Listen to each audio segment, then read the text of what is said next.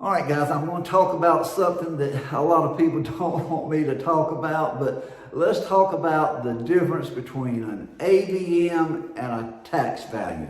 Now, we've got so many AVMs coming at us in every direction, and everybody wants to have the latest and greatest, and they want to make their millions of dollars with the new AVM.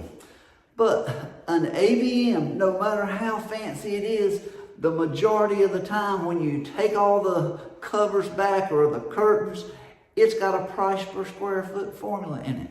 No matter how fancy they are, no matter how many bells and whistles, it's still, it's a price per square foot formula in a really fancy package. Now, if you take, let's talk about what are tax records. Well, I talk a lot about the square footage and tax records being wrong. But, give the tax appraiser some credit here. They do a really good job for what they do. The values that they are, some counties and states want the information different, but overall they come up with some pretty darn good values depending on where you live. But do a test for yourself.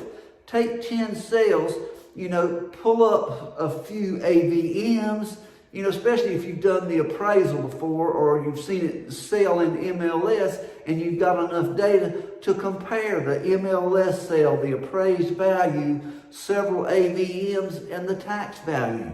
If you took a list of 1,000 homes and compared 5 AVMs to the tax value, I'm betting that tax value is pretty darn close. You're going to have a margin of error with automated valuations. It's just a fact of life.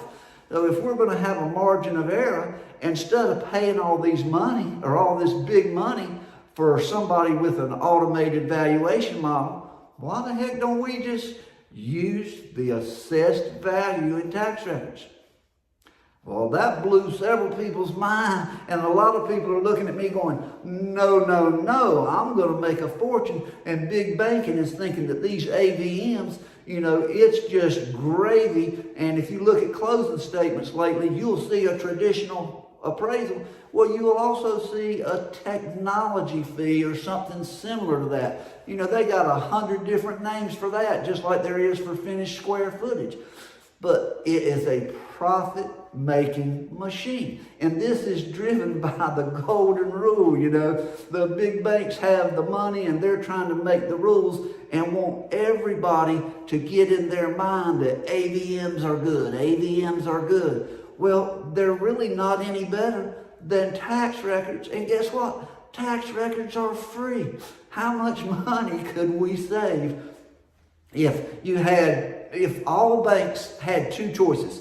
They could either get a traditional appraisal or they could lend a certain percentage based on the assessed value of that house.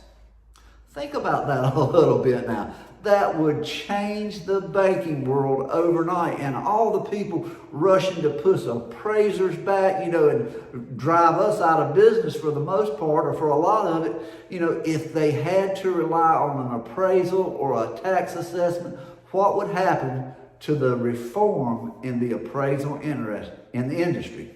Anyway, a little food for thought. Think about that.